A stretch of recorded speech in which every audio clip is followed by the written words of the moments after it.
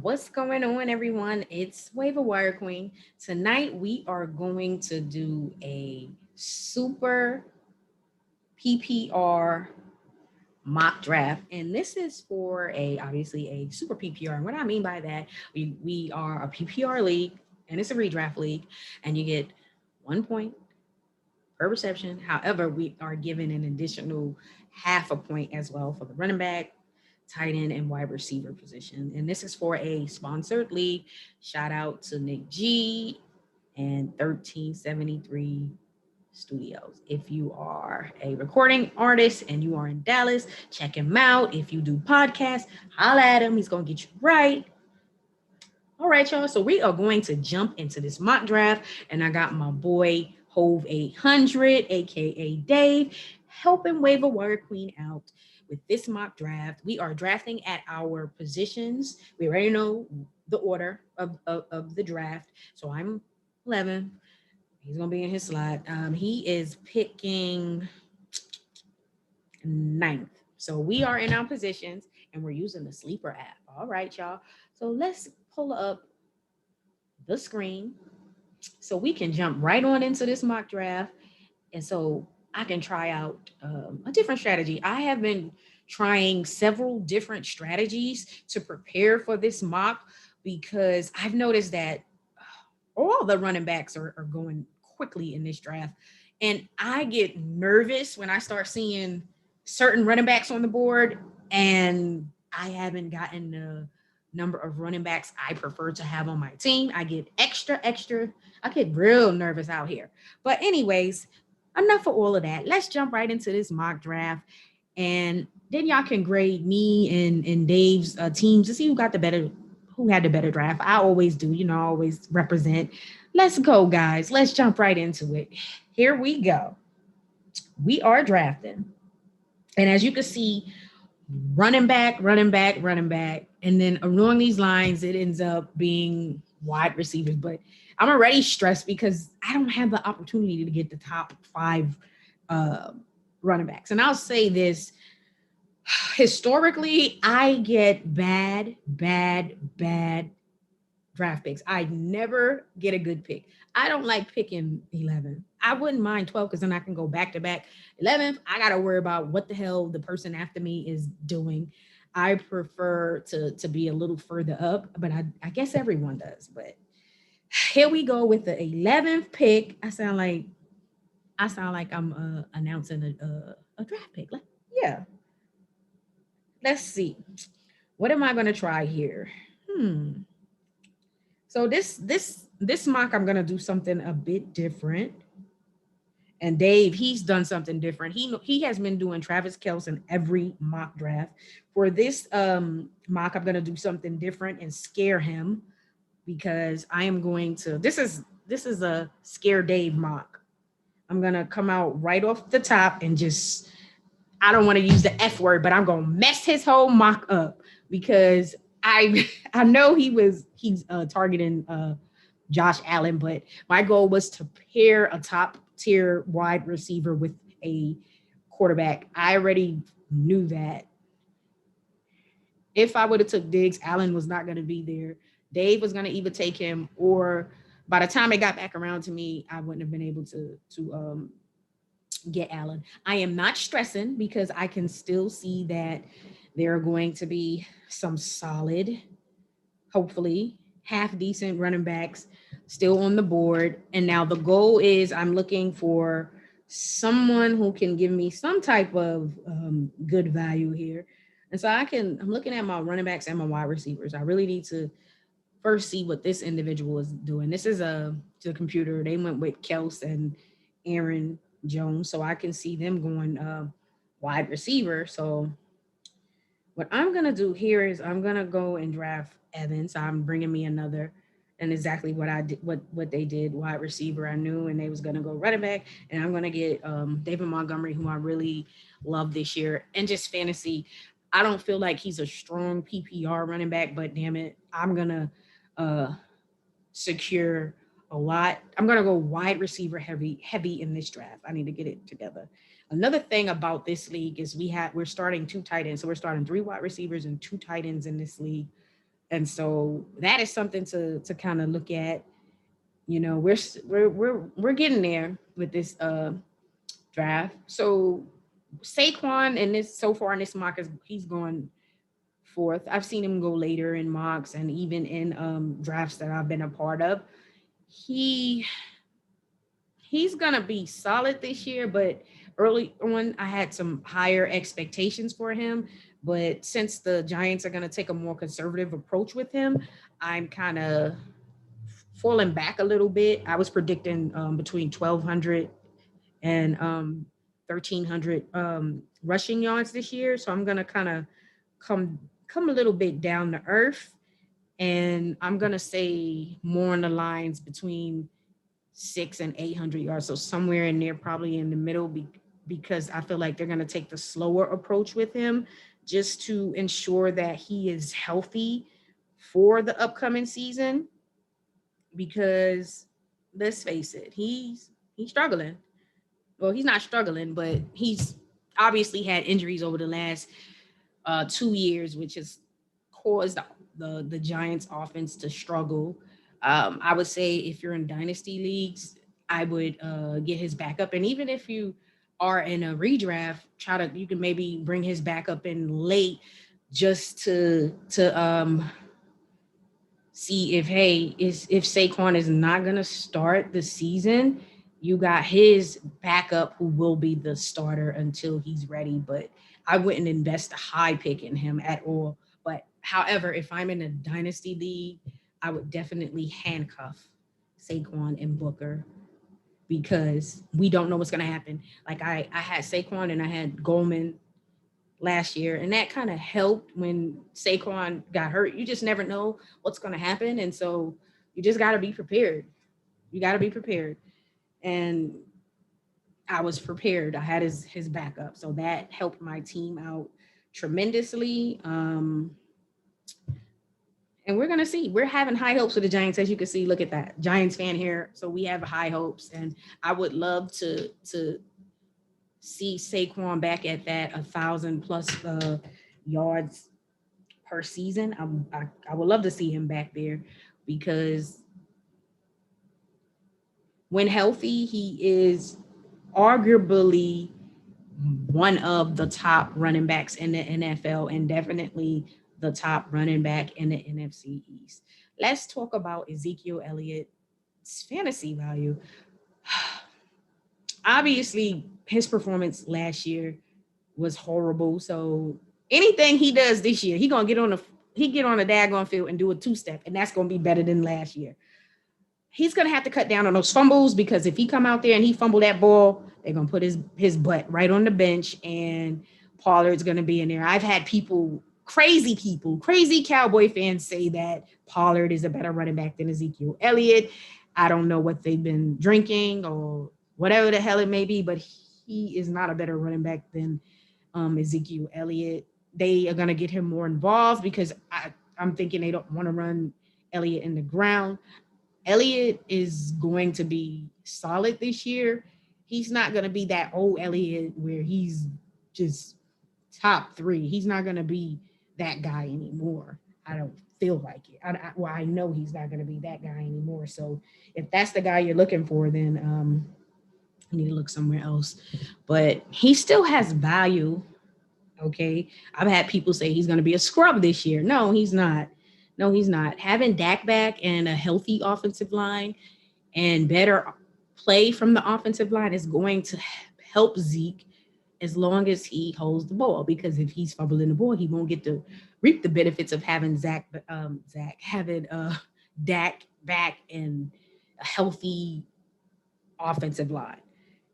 So what does he need to do? Hold on to that football, because if he's holding on to that football, then he'll be all right. So let's look here. So I have 3 running backs.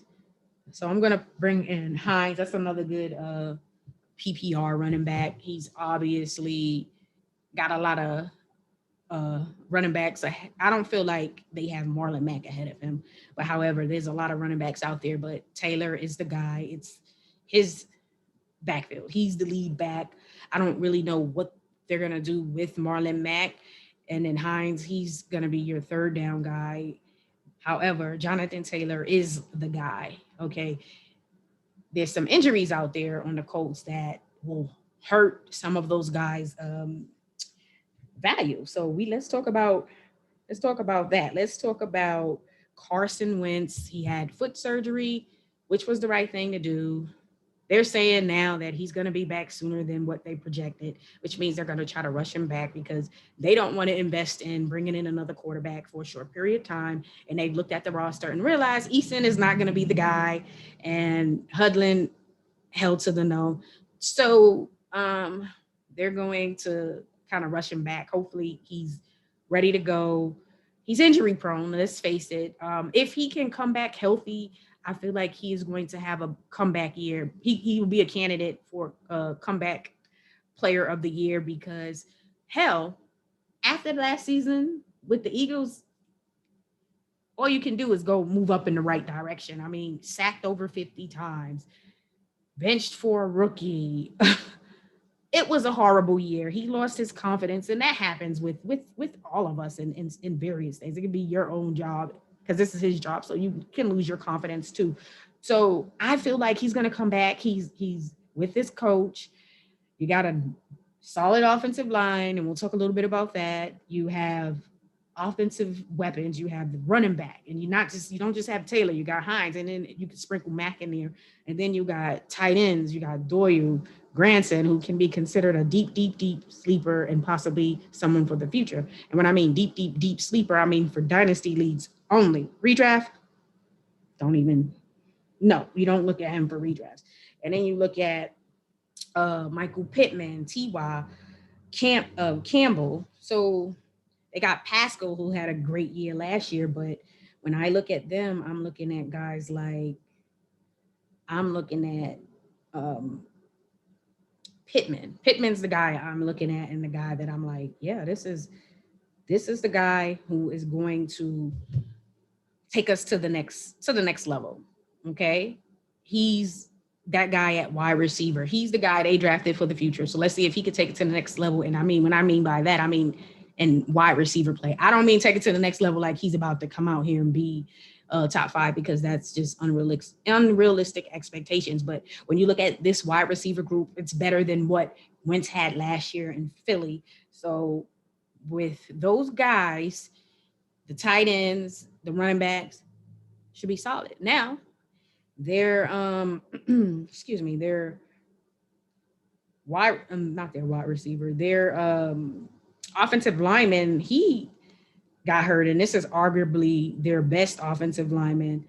And you simply cannot have guys getting hurt like that. Nelson, similar issue to what Wentz is experiencing, and he had surgery, so hopefully he can come back in a reasonable time and be healthy and perform at that high level. Once you start having offensive linemen drop, once you start messing around with that O-line, that's going to hurt the running game. So does this hurt Jonathan Taylor's value a bit? But the offensive line is still really good, in my opinion, to where he's still definitely first round talent. So don't be scared to draft him, okay? Don't be scared, guys. What they say, don't be scared, okay? Don't be scared. You can still draft him. He's still good. So in this draft, it looks like I'm going wide receiver heavy. Since this is a 2 tight end leagues, I'm trying to add at least 4. So let me go back to my, see, we're getting deep with the running backs. I'm going back to this pick, 12.2, McKissick. He can be a late sleeper in leagues and PPR leagues, strictly PPR leagues. I still feel like he has value in a PPR league, especially deep leagues, because you're going to have to fill your bench out, and you never know if you're going to have to slot him in there in the event that something happens with Gibson. you just never know. I would prefer to handcuff him and Gibson because I still feel like he's going to get a lot of action. He's not going to get the same amount he did last year, obviously, because Gibson is back. Rivera is saying, oh, Gibson's going to get a lot more touches in the passing game. Yeah, that may be your fine and dandy, but I can guarantee that I'll be looking out there and you'll see McKissick and you'll see Fitzmagic hitting McKissick off. And he's definitely a late sleeper for PPR leagues. He's definitely a good PPR running back. I'll get ready to talk to you about another sleeper pick that someone I really love their game as well. So right here, I'm going to just add I'm going to go and reach a little bit. And some people say you're crazy, but I'm going to reach down there and I'm going to get Emanuel Sanders. I was going to go Crowder, but I feel like Sanders wouldn't be available. And I'm adding, once it get back around to me, and I'm adding another one of Josh Allen's weapons because Sanders may be getting up there in age, but he still got it in my opinion. Okay. And I'll kind of talk a little bit more about that. I'm going to end up with everything that they're saying about Wentz. I'm going to draft him. Okay. I drafted the wrong person. That was supposed to be Wentz, but I went in and drafted Tua, so I'm not going to stop it. But that was supposed to be Carson Wentz. I'm not high on Tua, so I'm staying away from him. I got him in one league, Dynasty League, and I'm trying to get rid of him. I may even just drop him, but I don't do that. I'm going to try to see what I can get. But that was supposed to be Carson Wentz. Waiver Wire Queen needs to put her glasses on so she can see when she's making these crazy picks. But let me go back to not the Emanuel Sanders, the Everett pick. I feel like he's going to be really good this year. He's with Russell Wilson. Obviously, that's a plus. And then you also have to realize that he is going to be the starter. He's not going to be splitting snaps with Higbee anymore. I feel like he's going to be the guy, and he's going to see the ball at times from Russell Wilson is going to get him the ball, and I'm gonna be okay with that. I'm happy about that. So if I don't like in this two tight end league, if I can't get the top guys, I'm gonna get some solid guys, but then I'm also gonna look for some sneaky later on. This guy is great value and is going to help my team, and I think Everett is going to do that. I know people are saying they got a lot of mouths to feed. You got DK, you got Tyler Lockett when healthy, Chris Carson. They like to get him. They have been starting to get him into the passing game. I don't feel like Disley is a threat because he just simply can't remain healthy, which is why he's falling behind Everett, guys. Everett is the guy. So what I want to do here is add another tight end, and I am not looking at Ingram. I'm just not. I'll pick my defense before I do that. So I like the Dolphins defense. They have a really solid defense. So I'm going to just do that. And then I'm going to look and see what I want to do in regards to adding another tight end. I'm going to just go down and get OJ Howard. I feel like he's the tight end to have on that Buccaneers team. He's the guy to have. When I look at going back to the Emanuel Sanders pick, I'm pairing him with Josh Allen. He's definitely going to be a starter out there. Josh Allen's going to get him the ball. He is getting up there in age, but if he's being used, he's going to be solid. He still got it. Not 1,200 yards, but he's still going to be productive. I feel like the Bills will use him. Okay. I don't feel like the Saints used him a lot. They didn't really use him well, in my opinion. I feel like he'll be good here. He's going to start. And I got two guys to pair with my quarterback. You figure Diggs had a career year. Allen had a career year. I expect to see more of that to where they're going to either perform like last year or slightly above last year, which is great for fantasy. And I'm sure all the Bills Mafia fans feel like that's going to be great if they doing what they did last year or better. So yeah, shout out to Bills Mafia. And Dave is out here stressing over picking. It's late. He need to go on and pick somebody. He is late. It's late. What I will say, this is a redraft league, so I wouldn't even draft Rodgers because I don't feel like he's gonna really see the field and he's gonna be a huge factor. He's a rookie. This is a redraft. I don't see him being a huge factor in a redraft. I do feel like, okay, in a dynasty league, yes, if you want to pick him and then slot him in there at slot him in your taxi squad or whatever to see if maybe in the future he does something with Jordan Love, because my boy Aaron Rodgers, even though he showed up, do we all really feel like he's going to be on that team after this season? I don't know. Make you wonder. But a few more things here to look over this draft. Y'all, who y'all think had the better draft? Hove or Waiver Wire Queen? I'm shocked that Kyler Murray lasted that long. Dave went young with his wide receivers. I think Ayuk is going to be good this year. I'm not really high on Brandon Cooks because I still don't know who the starting quarterback is. Well, I guess it's going to be Taylor, and I'm not high on him when it comes to passing the ball. So, I'm not high on Cooks. Now, if by some miracle Watson is on that field, yeah, that's different. But I don't think he's playing this year, which is why, for me in a redraft, knowing that he's most likely not going to play this year, I'm not touching him. I'm not. Everybody was getting excited because Philly was talking about, Philly, Houston talking. Now Texans are not taking calls because they keep on trying to get the guy to stay there. The man don't want to be there. Like, move on. He don't want to be there. Why would you want somebody to stay if y'all relationship is that fractured? Move on. Start over. Start fresh. The team isn't good. Like, the talent just isn't there. Even though last year they didn't have a lot of talent, he still had his best year statistically. Some other players to kind of look over some of these guys. Michael Carter, I think he is the starting running back. Go before the NFL draft, when you looked at the Giants roster and you looked at the running backs they had on there, you already knew that they were gonna add a running back at some point. I actually thought when they moved back up, they were going to take ATN, but they didn't. Michael Carter is killing it, and he should be the starter. But if he doesn't start day one, he damn sure is going to be the starter before this season is over. He's just the best running back option available to them on that roster right now. So I would be drafting him with confidence. He's definitely going to be their starting running back. The tight ends for the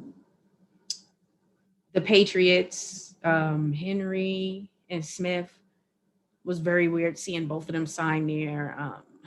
I don't really know what to think of that. I need to see what Cam is doing passing wise to see if that's going to work. So I'm not necessarily touching those two.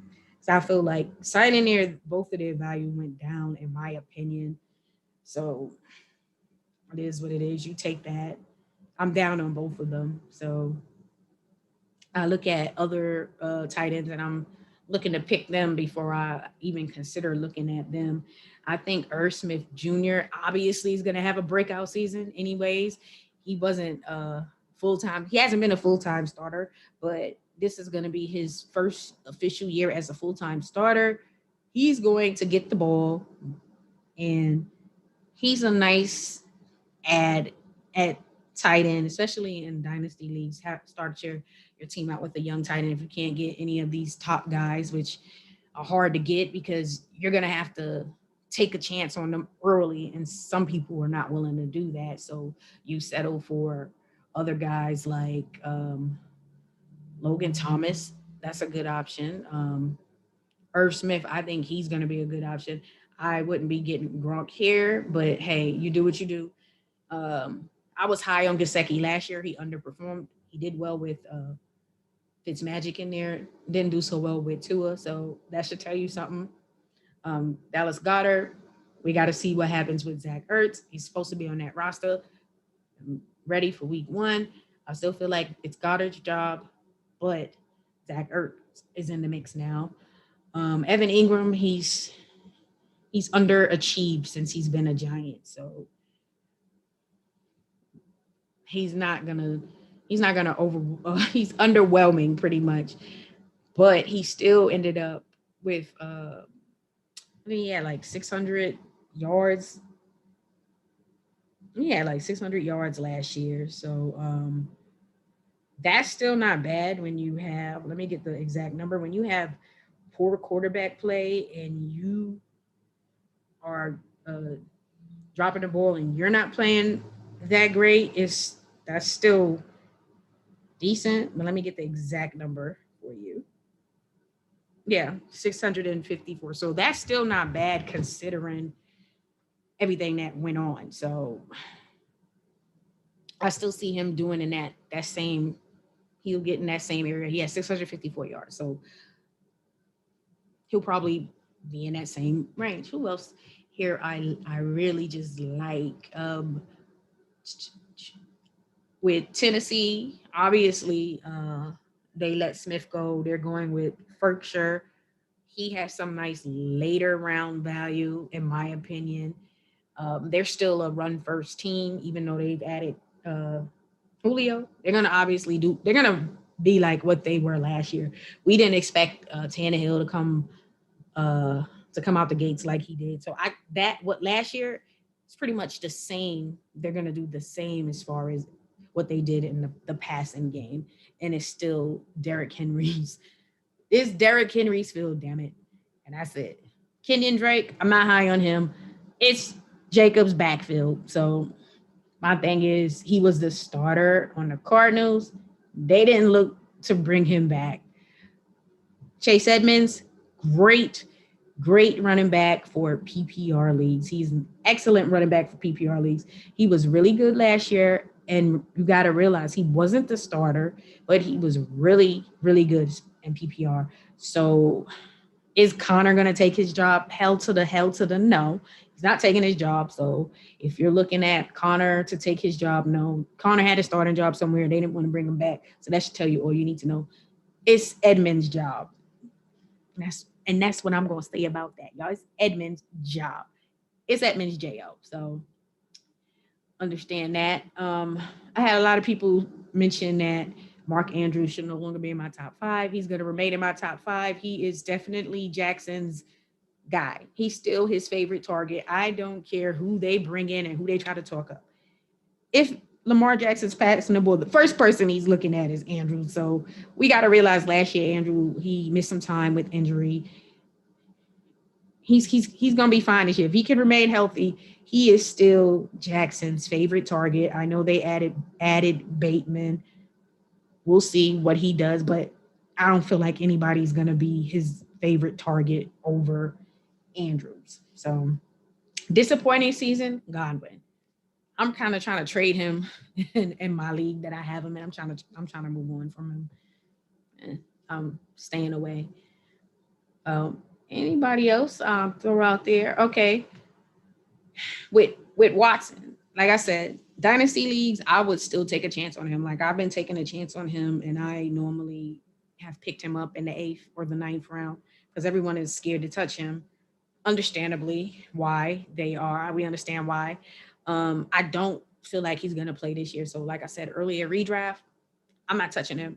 For the purposes of a dynasty league, I would still take a chance on drafting him.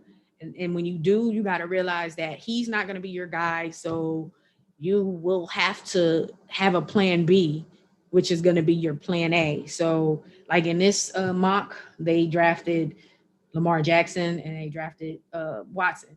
So they can go pick up somebody else because this is a redraft league. Watson is most likely not playing this year.